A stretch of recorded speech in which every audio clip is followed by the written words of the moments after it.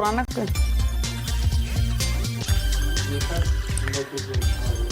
नमस्कार, मैं हूं दीपाली राणा। आप देख रहे हैं सीएनबीसी आवाज। आपके स्टॉक स्पेसिफिक सवाल इस शो में हम करेंगे शामिल। फिर चाहे वो निवेश की बात हो, ट्रेडिंग पोजीशंस की बात ही क्यों ना हो, आप इस शो में आकर हमारे एक्सपर्ट्स के एडवाइस ले सकते हैं।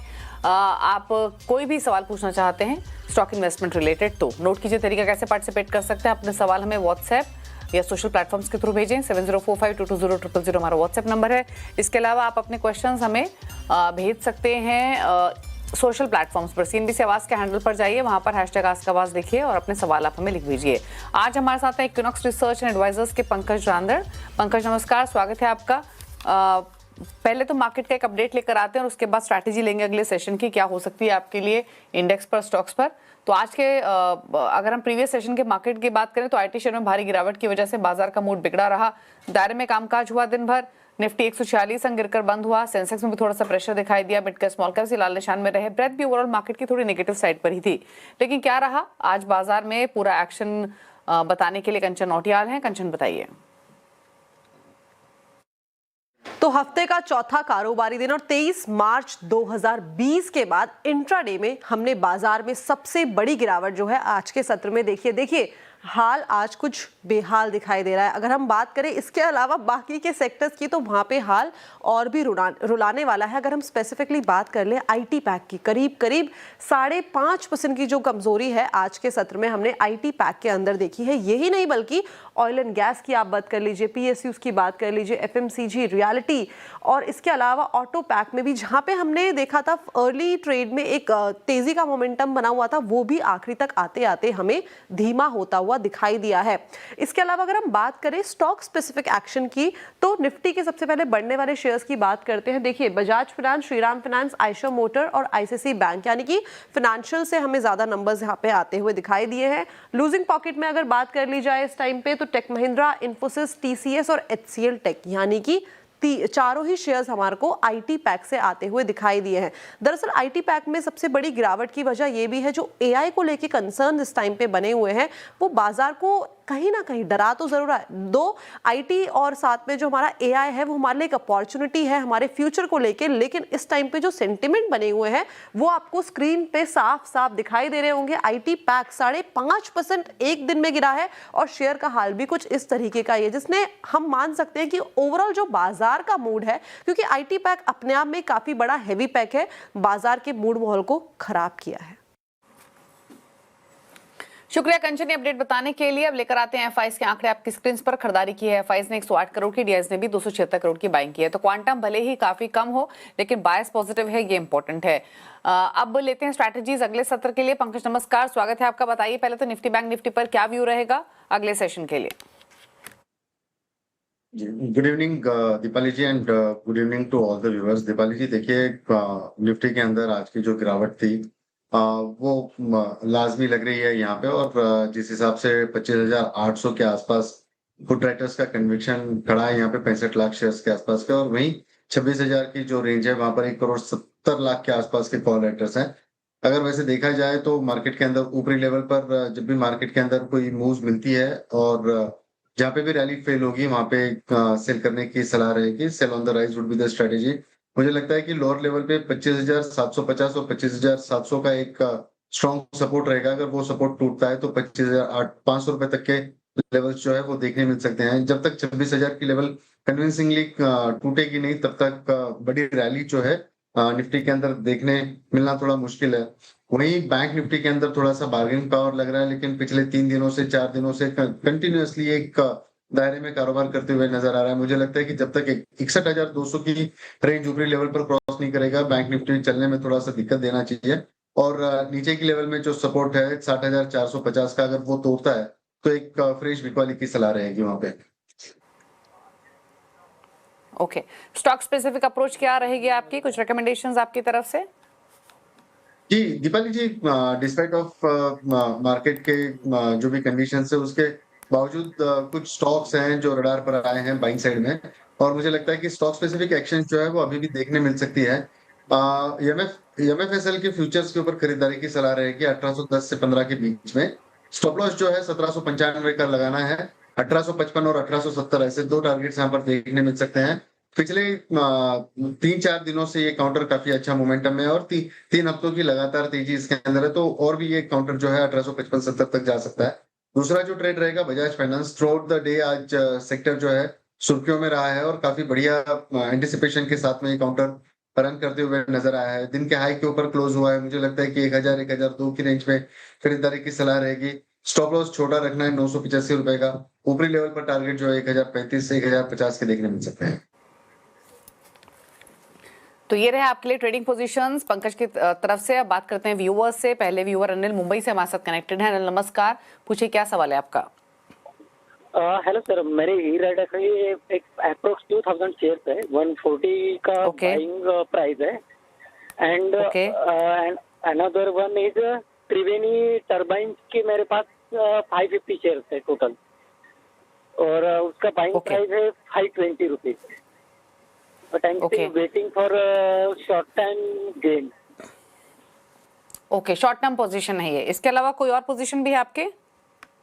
जी, इसके अलावा कोई और पोजीशन भी है आपकी? नो। ओके, त्रिवेणी टर्बाइन पर राय लेना चाहते हैं। शॉर्ट टर्म के लिए खरीदा है, 520 की खरीदारी है, फिलहाल 30-31 रुपए का नुकसान हो रहा है। पंकज क्या करे इस पोजीशन में? जी देखिए, इनका नजरिया शॉर्ट टर्म का है। मुझे लगता है कि शॉर्ट टर्म के अंदर एक स्टॉप लॉस जो है स्ट्रिक्टली मेंटेन करना चाहिए और एक बेस बना हुआ है जो 470 की रेंज पर। एक यहाँ से 18 से 19 रुपए का एक रिस्क यहाँ पर जरूर ले। मार्केट ये काउंटर उछल सकता है, लेकिन विदाउट स्टॉप लॉस काम नहीं करना है क्योंकि तो आपके पास में समय नहीं है। 470 का एक स्टॉप लॉस रखिए। ऊपरी लेवल पर मुझे लगता है 520-540 तक की लेवल्स देखने मिल सकते हैं। ओके, चलिए, तो ये रही त्रिवेणी टर्बाइन पर सलाह। बात करते हैं अब अगले व्यूअर से। हमारे साथ शंभुनाथ सिंह चौधरी हैं भोपाल से सवाल पूछने के लिए। शंभू जी नमस्कार, बताइए क्या सवाल है आपका, किस स्टॉक पर राय लेना चाहते हैं? मेरे पास 475 शेयर MCX के हैं 165 रुपए की रेट पे। ओके, तो और आपका आपने कब लिया था सर ये स्टॉक? जनवरी 2018 में। 2018 में, तो मतलब 8 साल दिया आपने स्टॉक को और क्या जबरदस्त रिटर्न M6 पर आपको मिल रहा है। अभी भी रख सकते हैं इसे और भी? जी जी। ओके, तो शानदार मुनाफे में इनकी पोजीशन 2441 पर बंद हुआ M6। और वैसे भी कैपिटल मार्केट के स्टॉक्स की तो क्या कमेंडेबल जर्नी रही है पिछले 7-8 सालों में, और इनकी बाइंग तो देखिए कितने अट्रैक्टिव लेवल्स पर है, 165। क्या सलाह रहेगी पंकज इनके लिए अब? दीपाली जी, नो ब्रेनर है, कोई मतलब सोचने वाली बात ही नहीं है। जिस हिसाब से इनकी बाइंग प्राइस है तो सबसे पहले इनको बधाई हो। और ये पेशेंस पे किया है। जिस तरीके से M6 के अंदर जो मूवमेंट यहाँ पे नजर आती है, देखिए एंटायर कमोडिटी स्पेस के अंदर काफी स्ट्रॉन्ग यूफोरिया नजर आ रहा है यहाँ पे, और उसके चलते ये काउंटर के अंदर काफी अच्छी रैली बनी हुई है। मुझे लगता है कि अभी भी इसमें एक होल्ड करने की सलाह रहेगी, लेकिन अगर आप स्टॉप लॉस अगर इसको मेंटेन करना चाहे तो 2200 रुपए का एक स्टॉप लॉस यहाँ पर मेंटेन करें। एंड ऊपरी लेवल पर मुझे लगता है कि ये जो काउंटर है 2550 और 2660 रुपए तक की लेवल्स देखने मिल सकती है। ओके, तो होल्ड करने की सलाह है और यहाँ से भी और तेजी एक्सपेक्टेड है। बने रहिए, स्टॉप लॉस को स्ट्रिक्टली मेंटेन कीजिए। बात करेंगे अब हम अगले व्यूअर से। हमारे साथ दीपक अग्रवाल हैं MP से। दीपक नमस्कार, बताइए क्या सवाल है आपका? मेरा सवाल ये है, 871 है 31 रुपए 16 पैसे। अगर मैं थोड़ा गाइड ये हमें करना है आपको कि ये कहीं बैंक विलय हो जाती है 4-8 साल 5 साल में स्टॉक रख सकता हूँ, तो इसमें विलय में क्या ऐसा तो नहीं लैप्स हो जाए कहीं, कुछ थोड़ा गाइड करें आप क्या इसमें? कितना समय रख सकते हैं वैसे आप इस स्टॉक को? 5 साल 6 साल। ये ऐसा तो नहीं है कि विलय होने के बाद लैप्स हो जाए। ये थोड़ा हाँ, इसके बारे में नए है ना, तो इसके बारे में जानकारी नहीं है। थोड़ा ऐसा भी कि बैंक भी विलय हो जाएगी, कहीं यूको बैंक में कहीं मर्ज हो जाए तो शेयर पे क्या इफेक्ट पड़ेगा नहीं पड़ेगा? ओके, नहीं उसकी आप चिंता ना करें। अगर आप निवेश कर रहे हैं, मर्ज भी होगा तो जिस बैंक में मर्ज होगा उसके शेयर्स आपको मिलेंगे। बट फिर भी आपने क्योंकि पोजीशन यूको बैंक में बनाई है तो इस पर राय ले लेते हैं डेफिनेटली लंबी अवधि का, क्योंकि आपका नजरिया है 31 रुपए खरीदारी है, 2-2.5 रुपए नीचे आपके भाव से है फिलहाल। क्या सजेशन पंकज यूको बैंक पर? जी देखिए, रिसेंट लेवल पर अगर इसके हाई देखते हैं तो ये काउंटर जो है 30 रुपए 70 पैसे के ऊपर गया नहीं और वहीं से थोड़ा फिसलता हुआ नजर आया है। लेकिन अगर इनके पास में समय अच्छा खासा है तो होल्ड करने की सलाह रहेगी। एक स्टॉप लॉस यहाँ पर जरूर मेंटेन करिए, यहाँ पे 27 रुपए का काफी छोटा स्टॉप लॉस है, लेकिन इन टर्म्स ऑफ अगर परसेंटेज देखते हैं तो थोड़ा सा बड़ा हो जाएगा, लेकिन स्टिल 27 रुपए का स्टॉप लॉस यहाँ पर मेंटेन करें। 28 रुपए 20 पैसे 28 रुपए की रेंज में अगर कहीं ये स्टॉक एक बार देखने मिले तो जरूर इसमें थोड़ा सा एक्यूमुलेशन की सलाह रहेगी। ऊपरी लेवल पर 32 रुपए तक के टारगेट्स देखने मिल सकते हैं, जो कि इसका 200 डेमा प्लेस्ड है डेली टाइम फ्रेम के ऊपर। अगर एक बार ये क्रॉस कर देगा तो मुझे लगता है कि ये काउंटर जो है 37 और 40 रुपीज तक भी जा सकता है, तो होल्ड करने की सलाह रहेगी। ओके, अनुराग पांडे से बात करेंगे, कानपुर से कनेक्टेड है। अनुराग नमस्कार, बताइए क्या सवाल है आपका। नमस्कार मैडम, पंकज सर को भी नमस्कार। मैडम मेरे पास अशोक लीलैंड के 200 शेयर है 88 रुपए 63 पैसे के दाम पे। ये करीब 2 साल पहले मैंने लिए थे। आगे का थोड़ा नजरिया जानना चाहता हूँ, कुछ साल तक मैं रुक सकता हूँ इसमें मैडम जी। ओके, कुछ साल रुक सकते हैं अशोक लेलैंड में। 88 रुपए की बाइंग, शानदार मुनाफा, 122-130 रुपए का फायदा फिलहाल इन स्टॉक पर हो रहा है, रख सकते हैं। क्या सजेशन, क्या टारगेट्स?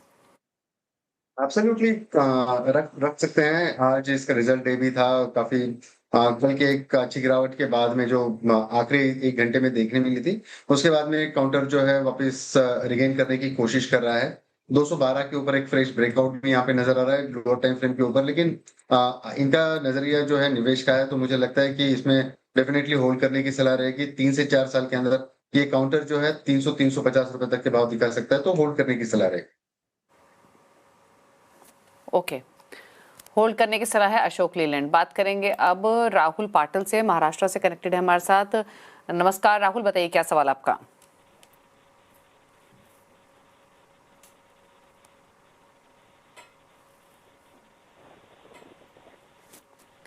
चलिए इनका सवाल ले लेते, शायद इनसे बातचीत नहीं हो पड़ी। अपोलो माइक्रो सिस्टम्स पर सवाल है, 3000 शेयर्स 11 रुपए 28 पैसे की बाइंग है।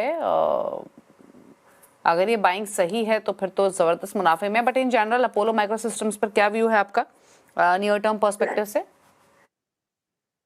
जी दीपाली जी, काउंटर के अंदर काफी बढ़िया इनको गेन्स मिलते हुए नजर आ रहे हैं। मुझे लगता है कि यहाँ पे एक स्टैंडर्ड स्टॉप लॉस इसको मेंटेन करना होगा 220 रुपए का, और रैली जो है इसको कंटिन्यू एंजॉय करने की सलाह रहेगी। यहाँ पे ऊपरी लेवल पर 265 के आसपास एक हर्डल यहाँ पे देखने मिल सकता है, वहां पे स्टॉक को रिविजिट करना होगा, और ऊपरी लेवल पर 265 तक के टारगेट्स यहाँ पर देखने मिल सकते हैं। ओके, बात करते हैं रोहित से, हमारे साथ कनेक्टेड हैं सवाल पूछने के लिए। इनफैक्ट रवि नरूला है हमारे साथ, माफ कीजिए, दिल्ली से। रवि नमस्कार। नमस्कार मैडम, गुड इवनिंग। बताइए क्या सवाल है आपका। गुड इवनिंग मैडम, मेरे पास IRCTC के 100 शेयर्स हैं। I bought at the rate of 777.70 in May 25. So shall I hold it? I am getting losses. बिल्कुल लॉसेस तो हो रहे हैं, बट कितना समय आप रख सकते हैं स्टॉक को? 2-3 महीने से ज्यादा नहीं रख सकते। ओके, 2 to 3 मंथ्स का व्यू है, क्या सलाह रहेगी इनके लिए?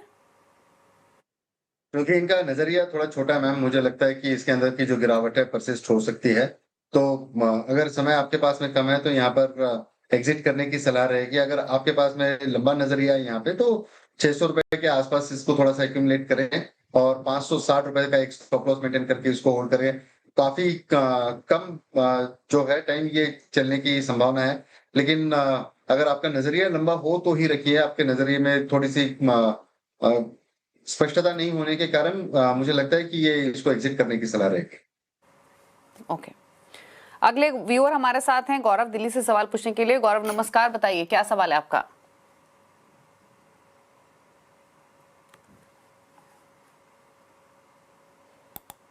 गौरव, अगर आप सुन पा रहे हैं तो अपना सवाल पूछिए। कौन सा स्टॉक आपने खरीदा हुआ है, क्या जानना चाहते हैं? नमस्कार दीपाली जी, मेरे पास 120 शेयर हैं सीमैक के, 1282 की बाइंग ओके। हाल फिलहाल में इसके रिजल्ट भी आए थे, और मेरा लॉन्ग टर्म व्यू है, और इसमें हम लोग कुछ ऐड भी कर सकते हैं। क्या टारगेट रहेंगे, मुझे इसके ऊपर ओके ओके, तो 1282 की बाइंग है सीमैक में, और 1367 पर क्लोज हुआ आज के सेशन में। 85 रुपए का फायदा इनको हो रहा है। रिजल्ट्स अच्छे थे, मल्टीफोल्ड जंप हमने देखा इनके एबिटा, रेवेन्यू, प्रॉफिटेबिलिटी फ्रंट पर। नंबर्स तो स्ट्रॉन्ग थे, लेकिन लंबी अवधि के लिए पंकज कैसा लग रहा है ये स्टॉक? क्या लाइकली टारगेट्स रह सकते हैं इनके लिए? देखिए, अगर इसके मंथली चार्ट्स को देखते हैं तो RSI अभी पॉजिटिव डाइवर्जन के साथ में है, लेकिन लोअर टाइम फ्रेम के ऊपर ये ओवरबॉट जोन में है। लेकिन नजरिया इनका लंबा है तो डेफिनेटली होल्ड करने की सलाह रहेगी। जिस हिसाब से इसके अंदर लोअर लेवल से एक बाइंग रिज्यूम हुई है यहाँ पे, तो कंटिन्यू बाइंग यहाँ पे हो सकती है। ऊपरी लेवल पर मुझे लगता है कि पहला जो टारगेट रहेगा इसका 1550 से 1600 रुपए तक के टारगेट्स देखने मिल सकते हैं। उसके बाद में एक बार रिविजिट करना होगा और ये ब्लू स्काई टेरिटरी में ये स्टॉक जाने की संभावना है। तो मुझे लगता है कि अगर लॉन्ग टर्म में भी अगर हम लोग देखते हैं इसको 1800 से 2000 रुपए तक के भाव देखने मिल सकते हैं। होल्ड करने की सलाह रहेगी। करने की सलाह है। 1550 से 1600 के पहले टारगेट, ये पार होंगे तो 18 से 2000 तक की जाने की भी क्षमता है। लंबी अवधि में बने रहिए सीमैक में। बात करते हैं अगले व्यूअर से। हमारे साथ हैं दीप मेहरोत्रा कानपुर से सवाल पूछने के लिए। दीप नमस्कार, बताइए क्या सवाल है आपका। हाँ मैम नमस्कार, प्लीज मेरे 2 शेयर्स पे प्लीज एडवाइस कीजिए। मेरे पास कैनरा बैंक के 220 शेयर 90 के भाव पर हैं और आईओसी के 400 शेयर 110 के भाव पर हैं। प्लीज दोनों में एडवाइस करिए कि होल्ड करें, सेल करें या ऐड और करें। आपका दीप जी नजरिया क्या है, मतलब कितने समय रख सकते हैं इन स्टॉक्स को? निवेश है long term ma'am, long term है, ठीक है। तो बिल्कुल आप बेफिक्र रहिए, आपके दोनों स्टॉक्स पर राय लेंगे। कैनरा बैंक में जैसे इन्होंने बताया इनकी बाइंग 90 रुपए की है, यहाँ तो कंफर्टेबल प्रॉफिट्स में है ये। आईओसी में 110 की इनकी खरीदारी है और दोनों शेयर्स में इनका जो व्यू है वो लंबी अवधि का है। क्या करें दोनों के प्रॉफिट्स को देखते हुए, क्या सजेशंस, क्या लाइकली टारगेट्स? जी दीपक जी देखिए, दोनों स्टॉक्स काफी बेहतरीन है। कैनरा बैंक तो मतलब ऑल टाइम फेवरेट है। इसमें एक होल्ड करने की सलाह रहेगी। कोई भी स्टैंडर्ड डीप अगर कैनरा बैंक के अंदर देखने मिला तो इसमें एक्यूमुलेशन की ही सलाह रहेगी। कोई भी लेवल पर मेरी तरफ से बेचने की सलाह नहीं होगी।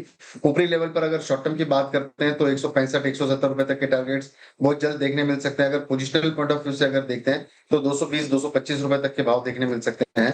दूसरा जो इनका ट्रेड है मैम, आईओसी काफी अभी ये ट्रेड को हम लोग फिलहाल थेमेटिक बाइंग के साथ में लेकर चल सकते हैं और डेफिनेटली इसमें अगर आप स्टॉप लॉस मेंटेन करें तो ये क्रूड की वोलेटिलिटी के ऊपर ये स्टॉक रिएक्शंस देता है ज्यादा, तो 160 रुपए का एक स्टॉप लॉस यहाँ पर मेंटेन करें। जिस हिसाब से मोमेंटम लग रहा है मार्केट के अंदर और पर्टिकुलर स्टॉक के अंदर ऊपरी लेवल पर 220 240 रुपए तक के जो है टारगेट्स देखने मिल सकते हैं। तो दोनों स्टॉक्स में होल्ड करने की सलाह रहेगी फुल कन्विक्शन के साथ में।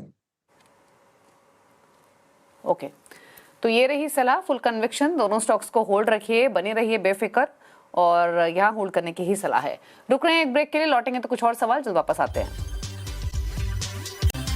आप देख रहे हैं सीएनबीसी आवाज, लेते हैं कुछ और सवालों को। एक सवाल आशीष ने में भेजा है। बीएलएस इंटरनेशनल 295 की बाइंग है, 100 शेयर्स हैं, दिल्ली से सवाल आया है। व्यू है इनका लंबी अवधि का, क्या सजेशन रहेगा पंकज स्टॉक पर?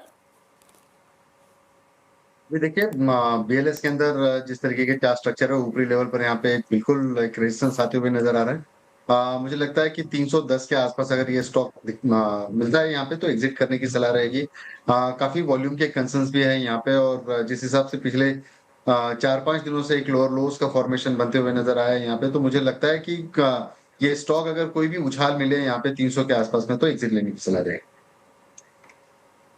ओके, तो ये रही सलाह आपके लिए स्टॉक पर। कुछ सोशल मीडिया से भी करते हैं सवालों को पिक, और एक क्वेश्चन हमें भेजा है, इनफैक्ट ये सवाल हमें भेजा है रमेश ने, और सवाल है इनका कोल इंडिया पर, और इनफैक्ट कोल इंडिया पर एक और सवाल भी आया है, ये मनल ने भेजा है। तो 2 क्वेश्चंस हैं।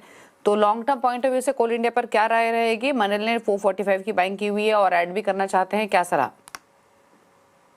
जी डेफिनेटली काउंटर काफी अच्छा है, थोड़ा स्लो मोमेंटम वाला काउंटर है, लेकिन कभी कभी काफी स्ट्रॉन्ग मूव्स भी यहाँ पे देखने मिलते हैं। लेकिन कोई घबराने वाली बात है नहीं। स्टॉक के अंदर कोई गिरावट अगर स्टैंडर्ड डिप मिलता है इसके अंदर तो एक्यूमुलेशन की सलाह रहेगी अगर आपका नजरिया लंबा है। ऊपरी लेवल पर मुझे लगता है 450 और 480 रुपए तक के targets short term time frame पे देखने मिल सकते हैं।